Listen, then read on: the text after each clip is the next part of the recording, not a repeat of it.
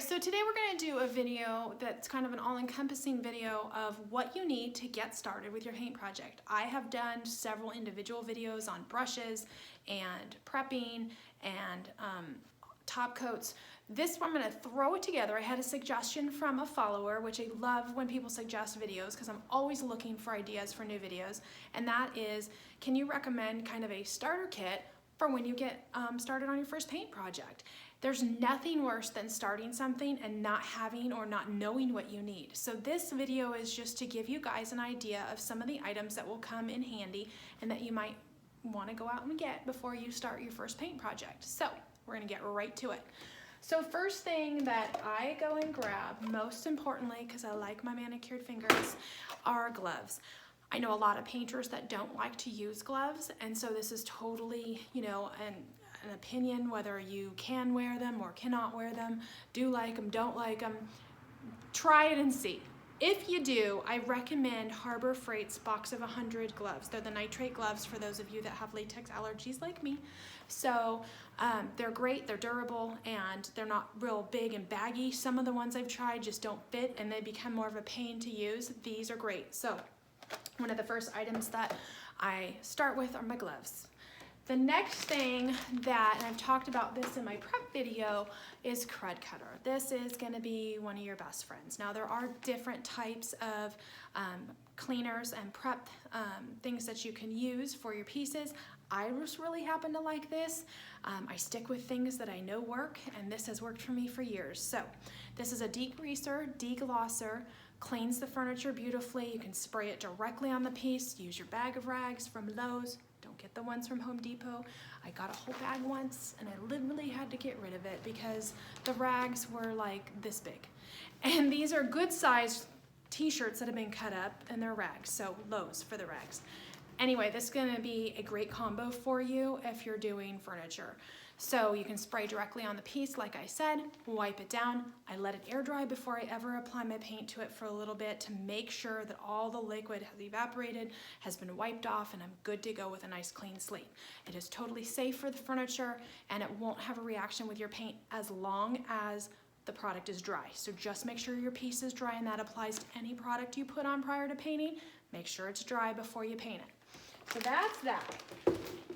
Next, I have my wood putty, and there you don't have to be a furniture, you know, repair person or a woodworker to have this stuff in your arsenal. This stuff is great, you guys.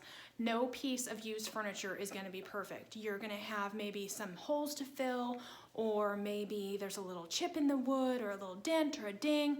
This stuff is awesome and it's pretty easy to use. I have a putty knife, and I'm going to open the jar here and show you guys. I mean, it doesn't get any easier than it's purple in the jar, and when you put it on the piece, it dries to a golden color. You know it's ready to be sanded.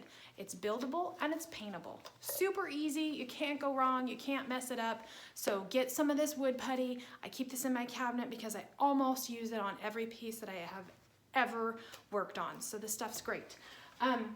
And then we're going to talk about primer. I get asked a lot, do I prime my pieces? And I do and I don't. I would say about, I don't know, 50%, maybe 60% of my pieces get primed, but I don't like to if I don't have to. And if I have to, I'm using this stuff. This is Zinsen Cover Stain Blocker Primer. It's a great primer. I've tried many and have not had success with it.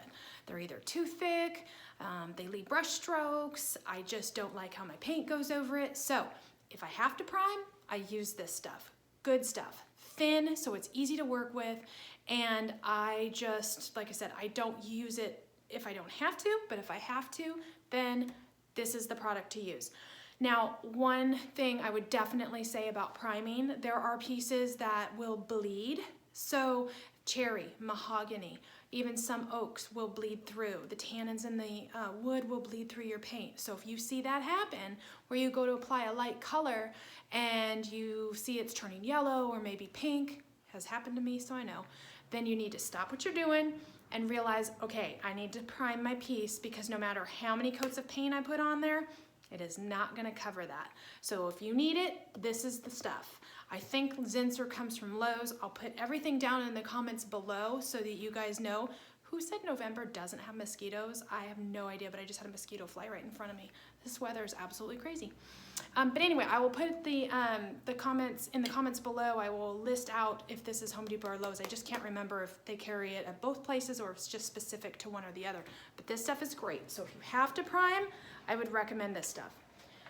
So obviously our next thing is paint, right? Gonna start a paint project, you gotta have your paint. If you don't know what you wanna use, then, you know, I suggest go on the internet and do some research. Before I started painting, I looked at all different types of paint, and I have tried all different types of paint. These are my two favorites. Oops, I guess it would help if I turn the label too, yeah. There is Fusion Mineral Paint and General Finishes Milk Paint, and I love both of these. I would say they are pretty even as far as how much I have of both of these products in my cabinet. They are different paints, however, they paint beautifully. Both of them have a top coat built into it, a sealer built in, which I absolutely love. Fusion tends to run a little thinner, and some of the colors in the General Finishes tend to run a little bit thicker. You can thin these both out using water, or you can use this product, which is an extender made by General Finishes. It will thin out your paint a little bit as well as extend the time that you can work with the paint. So let's say you have, you know, warmer temperatures and you're finding that your paint is flashing or drying too fast. This stuff is great for not only thinning it out a little bit, but also extending the time that you can work with it. So that's great. So I mentioned water, and that's why I have my little solo cup. I keep these in abundance in the garage. Water is great. You can dip your brush in the water. You can put your water directly into your paint.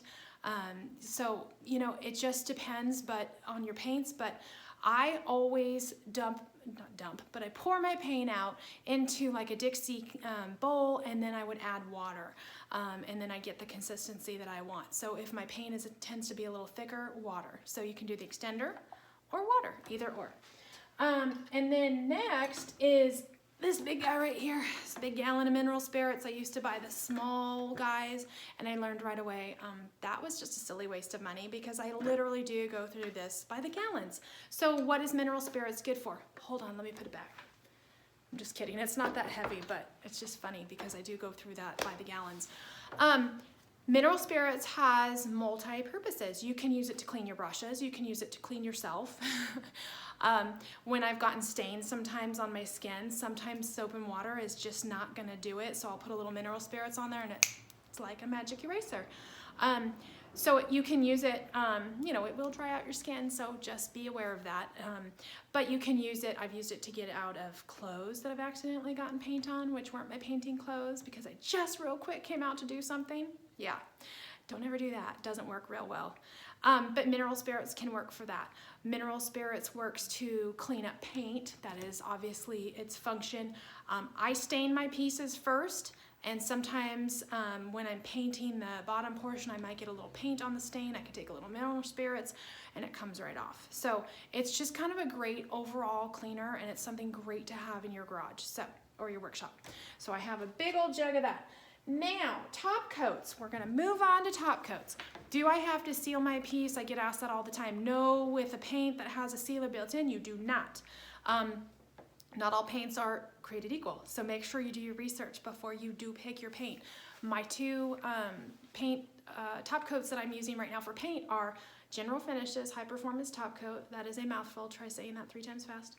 And then I just used this one yesterday. This is the Fusion line of the Wipe On Poly non-yellowing, which I love. And I have a third guy here, which is also new to me. I tried this and I did a video on it, a review video, and that's the Gator Hide made by Dixie. This stuff is awesome. So why would you use one versus the other? This is a great staple. However, on the General Finishes milk paints, the antique white and the white, it is known to maybe yellow the light colors, and it even says that on some of their cans of paint. So for a very light color, I typically don't use this General Finishes. On light colors, Gator Hide or the Fusion, they both say non-yellowing, and that is accurate. I have not seen any yellowing. Sometimes you can see it right away, sometimes it's over time, but I just play it safe and I go with the ones that say non-yellowing. But I really love the Gator Hide as an alternative to the high performance. And like I said, the Fusion Wipe-On Poly, I just used that yesterday for the first time and really like that one. So it's totally a choice that's personal. Also, if you're not comfortable with doing a poly top coat, you can wax. This is the Homestead House, which is Fusion line of wax. There's all different types of waxes, but this is a different way to get a seal on it, and wax is a sealer. They all take about, well, these will dry faster, but the wax takes longer to actually dry and harden, but it's a great sealer. I have used this on many pieces. So I do have a different video about top coats that you can review for further detail, but that's just a quick what you're gonna need. So we've talked about all these products, but we haven't mentioned the most important thing to painting, your brushes.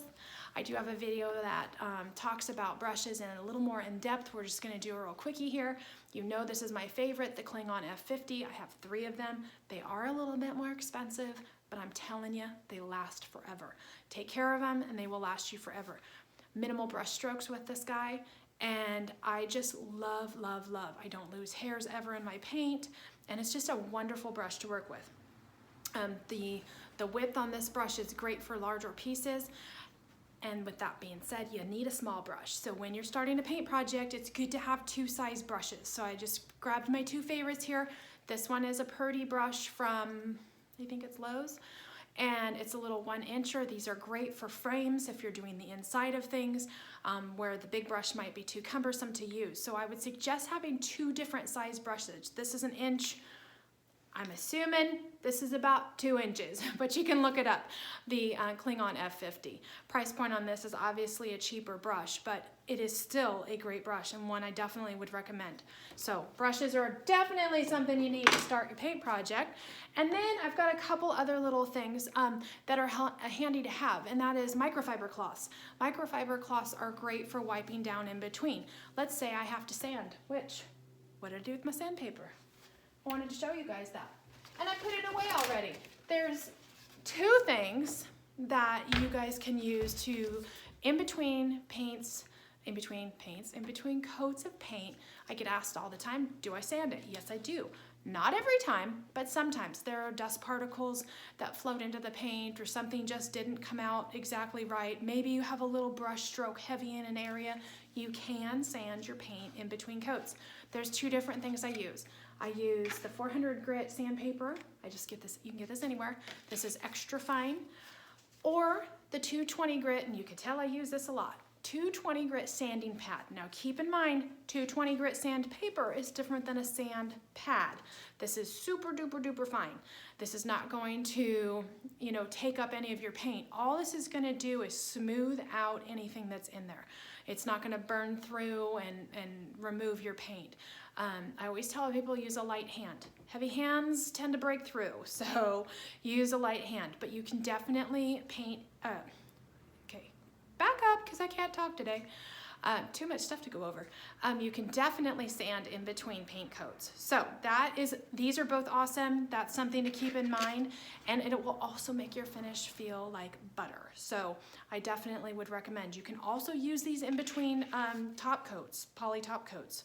So this is great stuff to have on hand. And like I said, any hardware store is going to carry these. These might be a little bit more difficult to find. They may not carry these. I've never seen these at Lowe's or Home Depot. I get these at my woodworking store. Some specialty paint shops will carry these as well. So these are awesome to have on hand. So I think, you guys, we have gone over everything. I think you can see in my little background here, water. Definitely have water for yourself. First paint project is going to be a big undertaking. So make sure that you go shopping first, have everything you need, And that way you don't have to stop in the middle. You don't have to question yourself whether or not I'm doing it the right way or do I have what I need. And I hope this was helpful to you guys. I so appreciate you watching. Keep subscribing so that you can make sure you get my future videos. I'll list everything that I talked about here in the video down below so that you guys can take a list with you to the store. And good luck on your first paint project. Talk to you guys soon. Bye.